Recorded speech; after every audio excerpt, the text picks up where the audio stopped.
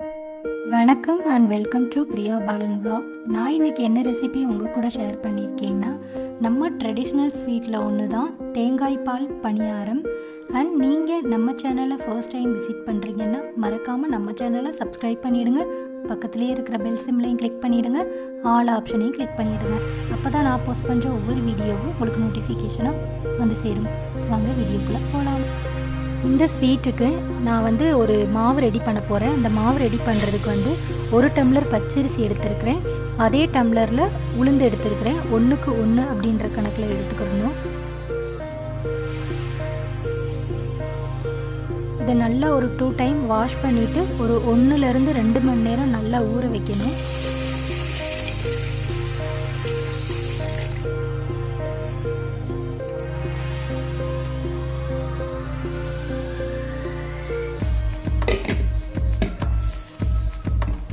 இப்போ ஒரு 1.5 மணி நேரம் நல்லா ஊறிடுச்சு. இதை கிரைண்டரில் கொடுத்து அரைச்சி எடுத்துக்கலாம். குவான்டிட்டி கம்மியாக இருந்தால் மிக்சியில் கூட அரைச்சி எடுத்துக்கலாம். நல்லா வடை பதத்துக்கு அரைச்சி எடுத்துக்கணும். தண்ணி தெளித்து தான் அரைக்கணும். தண்ணியை ஊற்றிடக்கூடாது நிறையா. நல்லா கெட்டி பதத்துக்கு அரைச்சிக்கணும்.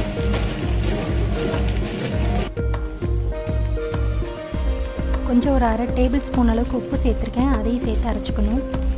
இதுக்கு நடுப்புற பார்த்தீங்கன்னா தேங்காய் பால் எடுத்துக்கலாம். நான் இன்றைக்கி ஒரு தேங்காய், நல்ல பெரிய தேங்காயில் ஒரு தேங்காய் எடுத்துருக்கிறேன். அதில் பார்த்தீங்கன்னா கொஞ்சம் 1/2 டேபிள் ஸ்பூன் அளவுக்கு உப்பு சேர்த்துருக்கிறேன். ஒரு 5 ஏலக்காய் சேர்த்துருக்கேன்.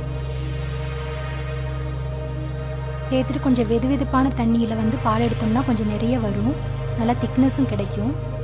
இப்போ பால் எடுத்துட்டேன். அதில் நம்மளுக்கு ஒரு 1.5 டம்ளர், நம்ம எந்த டம்ளர் அளந்தோமோ அந்த டம்ளரில் 1.5 டம்ளர் சர்க்கரை சேர்த்துக்கலாம். வேணுனாலும் நாட்டு சக்கரை வேணும்னாலும் நம்ம சேர்த்துக்கலாம். நான் இன்றைக்கி ஒயிட் சுகர் தான் சேர்த்துருக்கேன். சேர்த்துட்டு நல்லா கலந்துக்கிறேன்.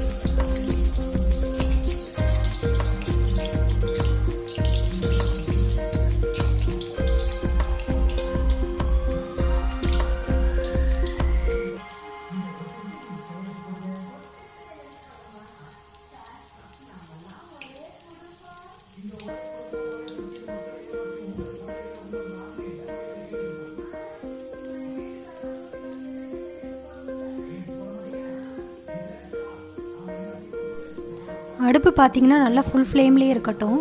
மீடியம்லவே ஸ்லோலேயே வச்சு பொரிச்சு எடுக்கக்கூடாது. நல்லா ஃபுல் ஃப்ளேம்லேயே இருக்கணும்.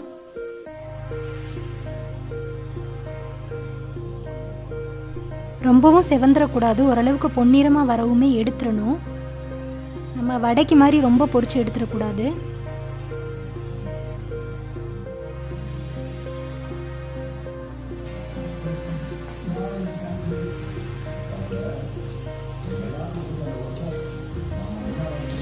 என்ன எடுக்கலையா?